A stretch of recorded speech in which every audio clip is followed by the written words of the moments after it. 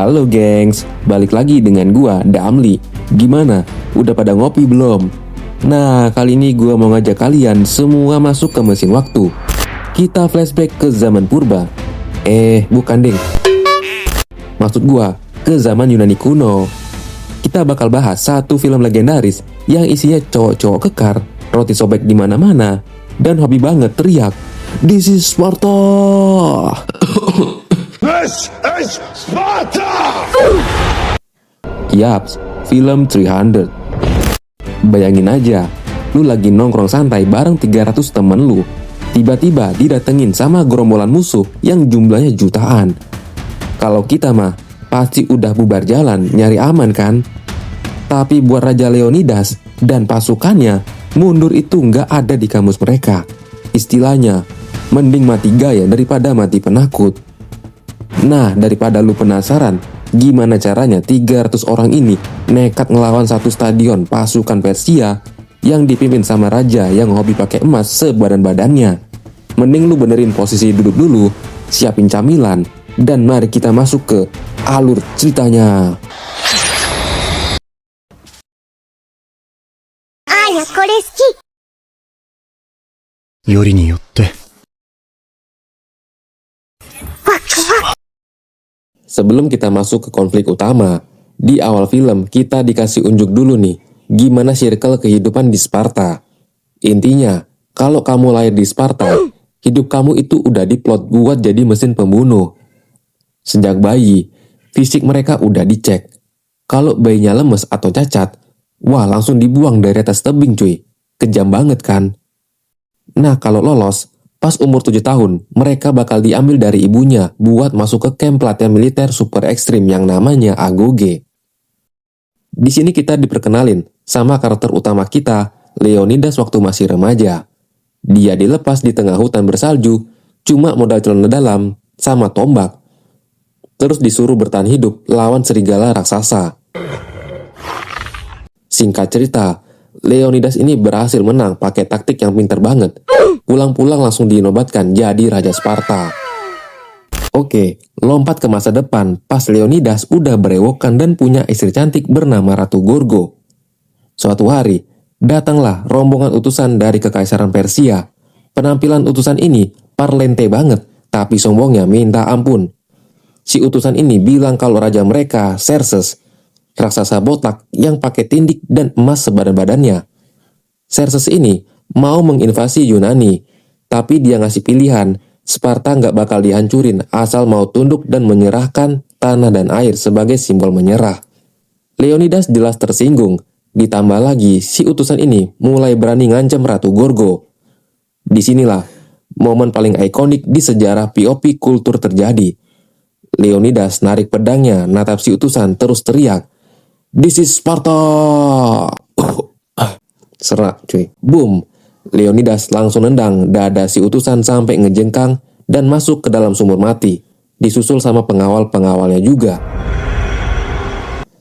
Tapi habis nendang orang, Leonidas ini pusing. Pasalnya, aturan di Sparta itu ribet banget. Kalau mau perang, raja itu harus dapat izin dari para epor, yaitu tetua adat yang bentukannya udah kayak zombie, keriputan, dan juga mesum. Sialnya, para epor ini ternyata udah disuap dulu pakai koin emas sama pihak Persia. Ditambah lagi, mereka bilang lagi ada festival keagamaan. Jadi hukumnya haram buat Sparta buat berangkat perang. Leonidas nggak kehabisan akal. Dia pulang, ngobrol sama istrinya Ratu Gorgo yang ngasih saran. Jangan dengerin hukum tetua, lakuin apa yang harus dilakuin sama seorang raja. Besoknya, Leonidas tetap berangkat. Pas dicegat sama politikus Sparta yang korup, Leonidas ini ngelesnya pinter banget. "Gue nggak bawa pasukan perang kok. Gue cuma mau jalan-jalan sore bareng 300 orang pengawal pribadi gue buat olahraga." Padahal 300 orang ini orang-orang yang tangguh, yang udah punya anak, biar garis keturunan mereka nggak putus kalau mati. Dan semuanya adalah top tier prajurit Sparta. Di tengah jalan menuju medan perang, mereka ketemu sama pasukan dari wilayah Arkadia. Pemimpin Arkadia kaget. "Lah, lu mau ngelawan jutaan pasukan Persia, cuma bawa 300 orang? Lu waras? Leonidas cuma senyum, terus nanya ke orang Arkadia secara acak. Pekerjaan lu apa? Ada yang jawab, tukang tembikar, pemahat patung, sama pandai besi. Terus Leonidas balik badan dan nanya ke pasukannya, Sparta, apa profesi kalian? Dan 300 orang itu langsung teriak kompak. Di situ Leonidas langsung sombong. Tuh lihat, pasukan gue lebih banyak dari pasukan lu. Strategi Leonidas ini benar-benar jenius banget. Dia milih lokasi pertempuran di Thermopylae atau The Hot Gates. Tempat ini adalah celah sempit yang diapit sama tebing gunung tinggi di satu sisi, dan laut dalam di sisi lainnya. Logikanya gini, mau pasukan Persia jumlahnya ratusan ribu atau jutaan sekalipun, kalau lewat celah sempit itu, mereka terpaksa maju dikit-dikit, otomatis keunggulan jumlah mereka jadi nggak berguna. Pasukan Persia pun datang. Di gelombang pertama, mereka nembakin ribuan panah sampai langit jadi gelap. Tapi pasukan Sparta cuma ketawa. Bagus deh, berarti kita bisa bertarung di tempat yang teduh. Mereka langsung bikin formasi palang. Tameng ketemu tameng, membentuk dinding besi yang nggak bisa ditembus. Begitu pasukan infanteri Persia maju, mereka langsung dibantai habis-habisan. Pasukan Sparta ini kompaknya fiktif banget, rapi dan juga mematikan. Nggak cuma bertahan, buat nakut-nakutin mental musuh, mayat-mayat tentara Persia yang mati itu ditumpuk tinggi-tinggi sama pasukan Sparta buat dijadiin tembok pembatas baru. Gila brutal habis cuy. Melihat pasukan regulernya dibantai kayak kecoa, Xerxes mulai ngeluarin pasukan elit andalannya yang namanya Immortals. Pasukan ini pakai topeng perak, gak punya rasa takut, dan dibilang gak bisa mati. Gak cuma itu, Persia juga bawa monster-monster raksasa, mulai dari gajah perang segede rumah, badak bercula besi, sampai manusia raksasa yang tangannya diganti pisau. Apakah Sparta mundur? Oh tentu tidak cuy. Pertarungan di babak ini benar-benar sinematik banget. Penuh dengan adegan slow motion cipratan darah. Pasukan Sparta berhasil ngekanter semua monster-monster itu. Gajah perang dijatuhin ke jurang, badak ditombak matanya, dan pasukan Immortal pun berhasil dipukul mundur. Melihat pasukannya amshot, Xerxes akhirnya turun tangan sendiri buat ngajak Leonidas negosiasi. Xerxes datang naik singgasana raksasa yang digotong ratusan budak. Dia nawarin Leonidas kekayaan, wilayah, dan kekuasaan atas seluruh Yunani, asalkan Leonidas mau berlutut di hadapannya. Tapi tanggapan Leonidas malah ngeledek. Dia bilang, nunduk berlutut itu susah karena kakinya keram cuy, habis ngebantai pasukannya Xerxes seharian. Negosiasi pun gagal total. Nah, petaka justru datang dari masalah internal. Dari awal, ada satu cowok bungkuk dan cacat namanya Ephialtes. Dia ini asli orang Sparta yang kabur waktu bayi biar nggak dibuang. Ephialtes ini pengen banget gabung sama pasukan Leonidas buat nebus nama baik bapaknya. Tapi Leonidas terpaksa nolak dia secara halus. Kenapa? Karena dengan kondisi fisiknya yang bungkuk, Ephialtes nggak bisa ngangkat tamengnya cukup tinggi buat ngelindungi teman di sebelahnya dalam formasi palang. Sakit hati dan merasa ditolak, Ephialtes akhirnya malah nyebrang ke kubu Persia. Dia nemui Xerxes dan bocori semua rahasia besar. Ada jalur setapak kuno lewat gunung yang bisa dipakai buat muter dan mengepung pasukan Sparta dari belakang. Sebagai imbalannya, Ephialtes cuma minta wanita, emas, dan seragam militer Persia.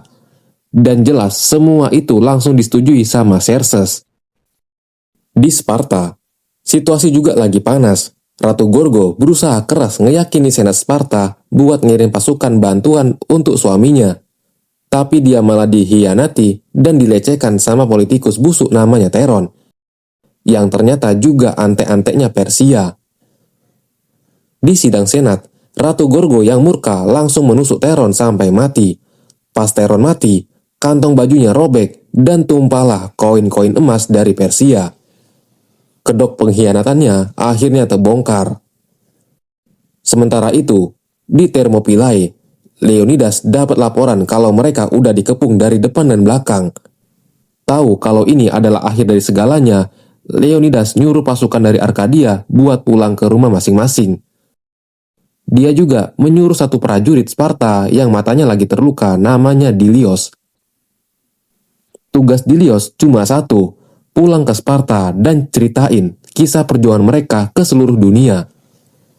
Sekarang, tinggal tersisa Leonidas dan sisa-sisa pasukan setianya.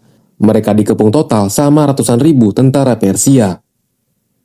Xerxes maju lagi dan ngasih kesempatan terakhir, berlutut atau mati. Leonidas sempat lepas helmnya, ngejatuhin tamengnya, dan berlutut di tanah.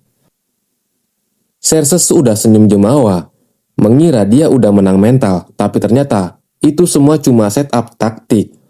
Begitu Xerxes lengah, salah satu prajurit Sparta langsung maju menerjang, dan Leonidas langsung bangkit berdiri, ngambil tombaknya, terus dilempar sekuat tenaga ke arah Xerxes.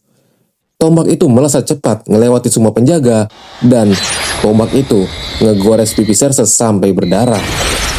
Ini adalah momen paling krusial. Kenapa? Karena Xerxes selalu mendewakan dirinya sebagai dewa yang tidak bisa terluka. Dengan darah yang mengalir di pipinya, Leonidas berhasil ngebuktiin kejutan pasukan Persia kalau raja mereka itu bukan dewa, melainkan cuma manusia biasa yang juga bisa mati. Xerxes yang panik dan emosi langsung teriak ngasih perintah buat nembak. Detik berikutnya, langit benar-benar ketutup sama jutaan anak panah yang jatuh menghujani Leonidas dan pasukannya.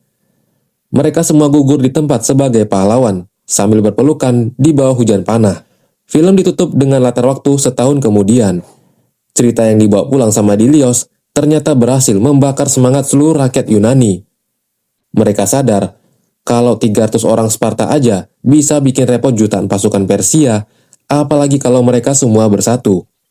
Di akhir adegan, kita diperlihatkan lapangan pertempuran baru di Platea. Dilios sekarang berdiri sebagai pemimpin. Di belakangnya ada 10.000 pasukan Sparta dan total 30.000 pasukan dari seluruh penjuru Yunani yang sudah siap bertempur. Dengan teriakan perang yang menggema, mereka langsung berlari menyerbu sisa-sisa pasukan Persia demi membalaskan dendam Raja Leonidas. Dan film pun selesai dengan sangat epik. Nah itu dia, alur cerita dari film 300. Gimana? Seru banget kan ceritanya? Kira-kira bagian mana yang menurut kalian paling epik dan keren?